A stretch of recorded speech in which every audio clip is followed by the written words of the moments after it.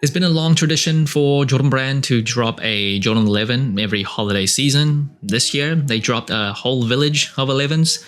Way too many, in my opinion. But one of the 11s out of this village of sneakers is a colorway that first released in 2013.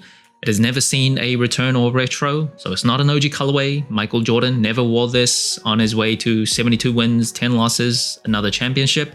But it is a colorway that a lot of people do seem to love, and it's coming back for the first time ever. Air Jordan 11 Gamma Blue.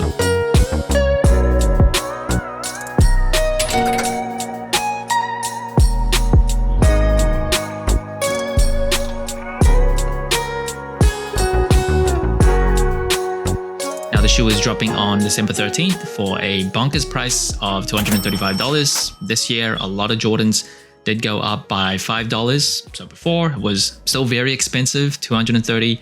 Now it is $235, and of course this was not an OG colorway. It was a colorway that first dropped in 2013. This is the first time we're seeing it return, and first impressions of the Jordan 11 Gamma. As an all-black sneaker lover, and as someone that loves 11s, who doesn't?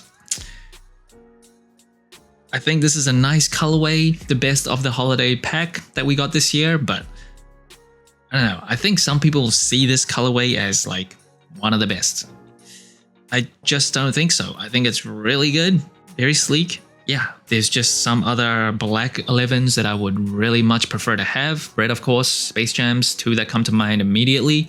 Non-black 11s like the Cool Grays, Concord, I would have over this.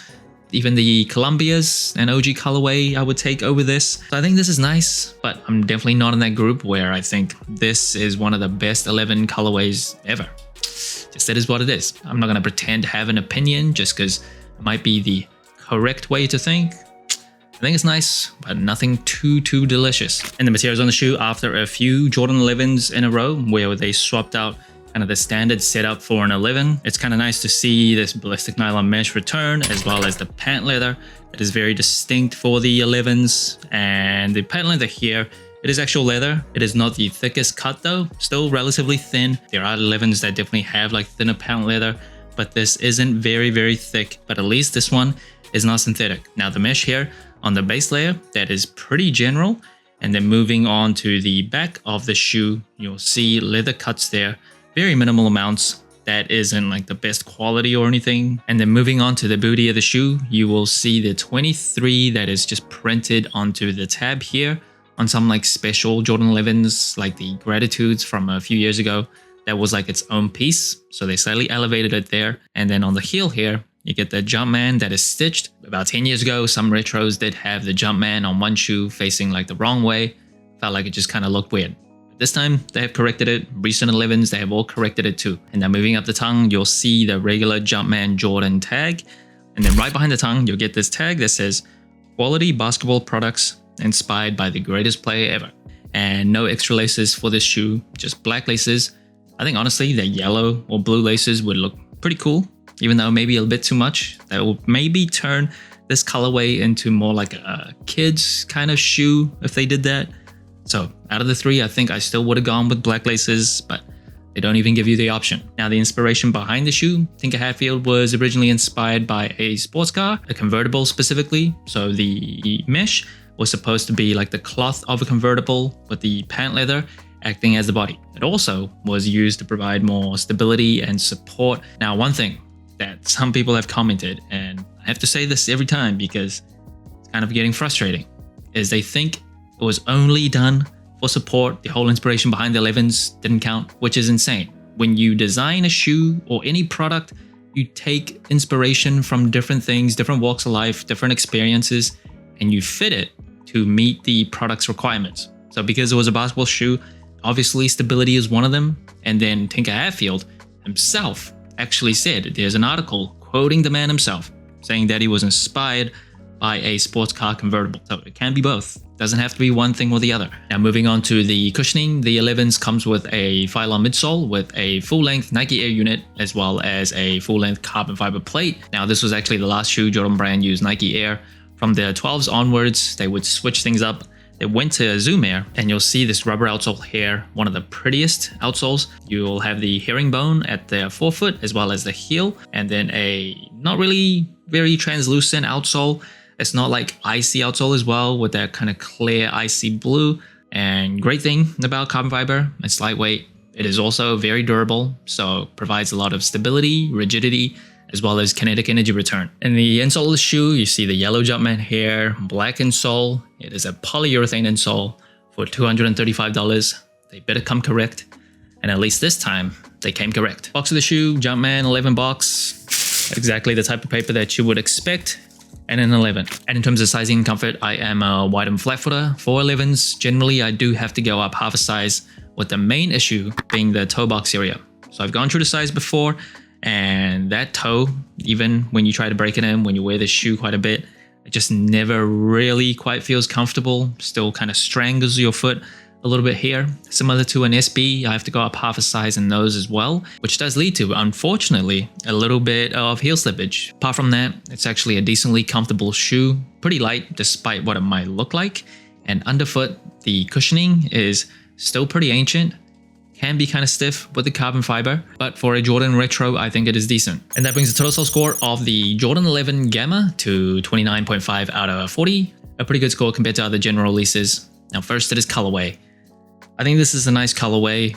I don't think it is elite. I don't think it is Michelin star rated delicious. I think it's good. I am a black sneaker lover, but I don't know. The colors of the outsole as well as the hints of yellow just isn't my favorite. It is what it is. And in terms of the materials, nothing too special here. The pant leather, I've seen worse, but it is still relatively thin. At least it's not like synthetic pant leather. The leather on the ankle, like the heel area, isn't the best. The mesh is mesh, nothing too special about it. And in terms of comfort, I think from Jordan 1 to 14, the 11s are decently comfortable. Not my favorite. I think the 5s and the 3s are a little bit better. But one good thing about the 11s, even though it's like a mid-top, it can look kind of chunky. It's actually relatively, compared to like the older Jordans, pretty light. So it doesn't feel too much like a brick on foot, but you're not gonna get like the most well-cushioned like sole underfoot. If that's a huge priority for you, Jordan Retros probably shouldn't be your top choice. And in terms of the versatility, the 11s of course have reached that kind of mainstream success that the 1s, 3s, 4s, 5s to some extent have already reached, where people wear casual use and no longer looks exclusively like a basketball shoe that you wear on court, which honestly, I don't know any other kind of athlete's signature shoe that has reached the same type of casual crossover as any Jordans, but that's another story for another day. 11's definitely up there in terms of casual wearability. The wearability of the colorway, for all intents and purposes, pretty much an all black sneaker, which is decent. It's not too hard to wear with different outfits. An all white sneaker, I think, is still the most wearable type of color that you can have. But the hints of yellow and blue are very small amounts where it doesn't kind of pop right in your face, doesn't become an eyesore. So overall, pretty versatile sneaker. In today's throwback of the day, staying on theme with the 11s, it is the Jordan 11 Grey Suede that dropped first on November 16th at 11:11 a.m. It was kind of like a surprise drop, if I remember correctly. In December, there was a wider release. Now this 11 is slightly different. They swapped out the pant leather, the mesh, just the all suede. And another thing that they have swapped out was they removed the Jumpman Jordan tag in the middle of the tongue, as well as the 23 on the booty. So going for like ultimate simplicity. The laces also are not like those rope-like laces that you see on general releases. They kind of go for these square, cube type laces that you see on like loafers. And obviously as an all gray Jordan 11, it is not as good as the cool grays, but I personally really love like monochromatically gray sneakers. It just is very wearable, but it also is slightly different, so it's not too boring. I think this is a nice looking shoe. Do I think it needs a retro and a return? I don't know if it's that status yet. Maybe give it another year or two, but honestly, I didn't know what else to put for throwback of the day today, so here it is. Now, like I said in the intro of the video, every year it's become a tradition for Jordan Brand to put out a Jordan 11.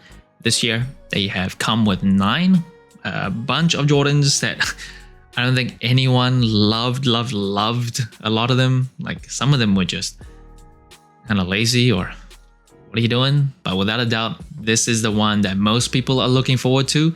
And I do think out of those 9, this is probably the best one. I think the Mojave or the Jordan 11 China are both pretty nice. But this Gamma, the return of this colorway, definitely stands out. So that's it. Thanks for watching. Sol Inclined. Let me know what you think of the Air Jordan 11 Gamma. Like, subscribe, comment, all the good stuff. And remember, tomorrow may never come, so wear your shoes.